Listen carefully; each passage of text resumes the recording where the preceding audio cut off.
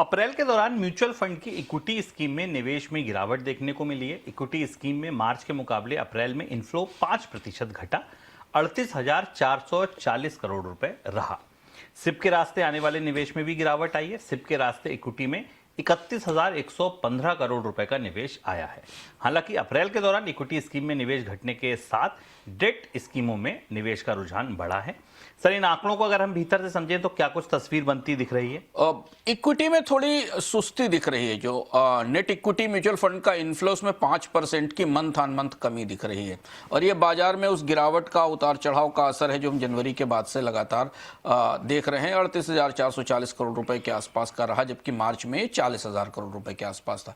तो जो mutual fund का सबसे आकर्षक और सबसे बड़ा हिस्सा है इक्विटी वा, वहां से अब निवेशक थोड़ा पीछे हट रहे हैं, खिसक रहे हैं। कोशिश ये है, और ये फ्रेश बाइंग गिरी है। हालांकि इसको आप बिक्री या बिकवाली या म्यूचुअल फंड से निकलना मत मानिए, क्योंकि निकल नहीं रहे हैं लोग, नई खरीद रुक रही है।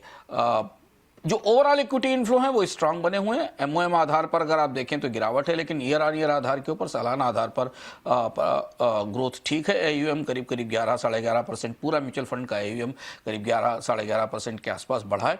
कैटेगरी के भीतर उतरने पर हमें अंदर से कुछ महत्वपूर्ण चीजें दिखाई देती हैं। फ्लेक्सी कैप अभी भी सबसे बड़े आकर्षण बने हुए हैं, और शायद यही वजह है कि बाजार का जो अनिश्चित स्वभाव है, जो वॉलेटिलिटी है, जो उतार चढ़ाव है, उसे बचाने के लिए लोग तेजी से फ्लेक्सी कैप की तरफ जा रहे हैं। तो फ्लेक्सी कैप में अप्रैल में हमने ठीक ठाक फ्लो देखा, करीब 10,148 करोड़ रुपए के आसपास का फ्लो देखा। मार्च से जरा सा ज्यादा है, मार्च के बराबर नहीं है, मार्च से थोड़ा सा ऊपर, गिरा नहीं है, जबकि ओवरऑल इक्विटी फ्लो में गिरावट आई है। तो उसके अलावा स्मॉल और मिड कैप फंड में भी थोड़े इन्फ्लोज दिखाई दिए, क्योंकि हमने थोड़ा सा मार्केट में रिकवरी देखी थी कुछ समय के लिए स्मॉल और मिड कैप में। हाइब्रिड सेगमेंट में भी थोड़ी सक्रियता हमें दिखाई दी है। रिटेल का पार्टिसिपेशन का आंकड़ा गौर से देखना जरूरी होता है हमेशा म्यूचुअल फंड में, कि रिटेल का रुख क्या दिखाई दे रहा है। Total mutual fund portfolio equity, hybrid और सॉल्यूशन ओरिएंटेड जितनी स्कीमें मिला लिए जाएं तो अप्रैल में करीब 27.5353 करोड़ के आसपास थे, जो टोटल फोलियो दिखाई दे रहे हैं। आंकड़ा ये बता रहा है कि म्यूचुअल फंड में उत्साह अब थोड़ा धीमा है, बाजार की अनिश्चितता को देखते हुए। गोल्ड, पेट्रोल, डीजल के बाद प्रधानमंत्री मोदी ने देशवासियों से केमिकल आधारित फर्टिलाइजर का इस्तेमाल घटाने का आग्रह किया है। रविवार को प्रधानमंत्री मोदी ने किसानों से अपील की थी कि विदेशी मुद्रा को बचाने के लिए केमिकल आधारित फर्टिलाइजर का इस्तेमाल 25 से 30% तक घटा दिया जाए। हालांकि प्रधानमंत्री की इस अपील के बाद सरकार की तरफ से यह भी कहा गया कि आगामी खरीफ सीजन के लिए देश में फर्टिलाइजर का पर्याप्त स्टॉक है, उसकी कोई कमी नहीं है। सर, क्या डर या खतरा है फर्टिलाइजर को लेकर? देखिए, फर्टिलाइजर उसी क्रम में आ गया। गोल्ड पर भी जैसे पर जो प्रतिक्रिया है आज, उस पर भी हम थोड़ी बात करेंगे इसके बाद।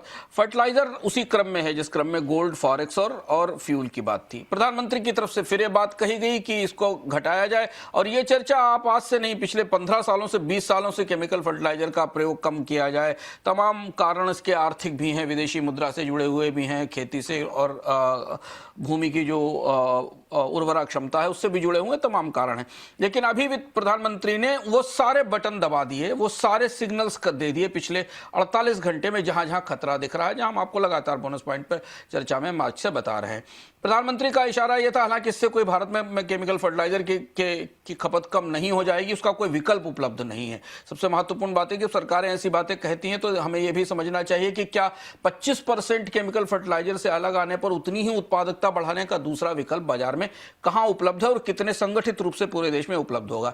ज्यादा बड़ी चिंता फर्टिलाइजर सब्सिडी के बिल को लेकर। फर्टिलाइजर सब्सिडी का बिल 20% बढ़ने की संभावना है बजट के अनुमान से, करीब 1.9 लाख करोड़, 2 लाख करोड़ मान सकते हैं जो बढ़ेगा, जो कि यूरिया और डीएपी के बिल के बढ़ने के कारण है। सरकार ने बजट में पहले ही अतिरिक्त तौर पर इसका प्रावधान करने के संकेत दिए हैं। एमआरपी यूरिया का नहीं बढ़ाया जाएगा, लेकिन सरकार पर बराबर इस बात का दबाव है। बार बार सरकार की तरफ से भी कहा गया है कि नई कीमतों में बढ़ोतरी नहीं होगी, लेकिन चूंकि भारत दुनिया का सबसे बड़ा यूरिया इंपोर्टर है और 60% के आसपास डीएपी और 15% यूरिया इंपोर्ट करता है। इसके अलावा एलएनजी की शॉर्टेज है, जिसका इस्तेमाल यूरिया उत्पादन में होता है।